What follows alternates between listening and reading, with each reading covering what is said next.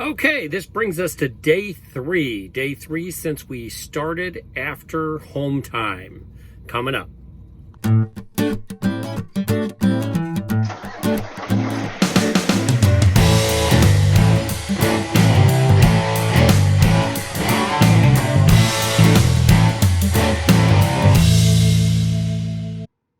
The word for this week seems to be bobtail.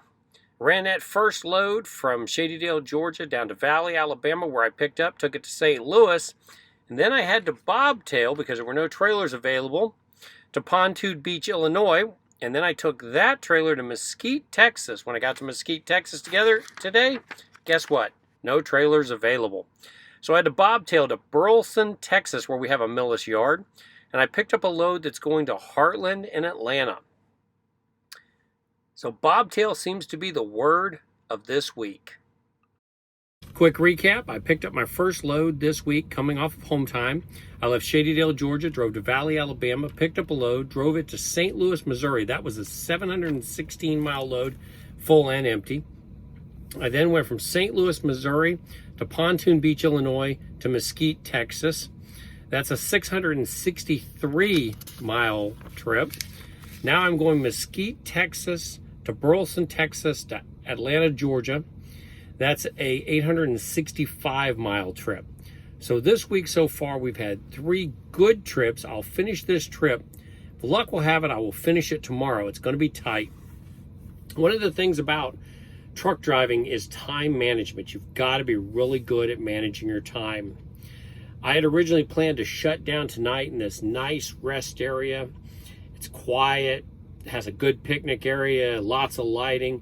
It looked like a great place to shut down. Then I looked at it and I started mapping out for tomorrow, and I realized it would take me 10 hours and 45 minutes to get to Atlanta from that point.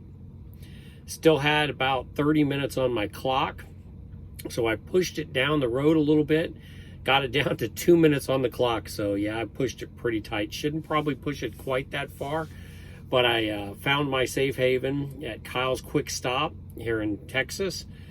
And it was a good plan, because now I'm looking at 10 hours and about 20 minutes, or 10 hours and 30 minutes, at probably about 10 hours 15, 10 hours 20 minutes to get to Atlanta. That's something that's doable for tomorrow, because I have an 11-hour drive clock for tomorrow and a 14-hour on duty.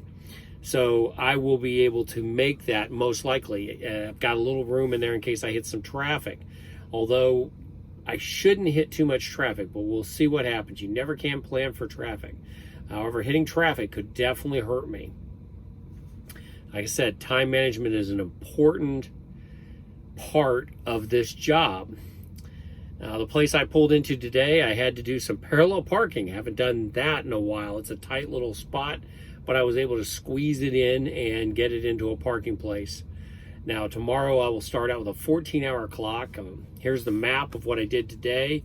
You see it was quite a bit of driving. It was mostly a drive day. I pretty much drove the entire 11 hours. I did have a brief stop when I dropped off the trailer and then had to bobtail. And I had a brief stop where I got my weigh done. So it was, other than that, it was all drive time. Funny thing on that time management, leaving from Mesquite, Texas, going to Burleson, Texas, I was short about 10 minutes on my clock before my break. You have to take a 30-minute break after 8 hours of driving, and I was going to be short a little bit, so I stopped at the Loves just short of Burleson, and I took that opportunity to go ahead and take my shower for the day and get a fresh cup of coffee. And this allowed me to kill that 30 minutes that I needed to kill and still get in a fresh shower and still make it to Burleson, and then be able to load up and take off right away without having to wait at Burleson for 30 minutes, which was originally my intention. Again, it's all time management. If you can make this stuff fit in, your day will work a lot better. And whatever you plan, have a backup plan, because you're going to need it.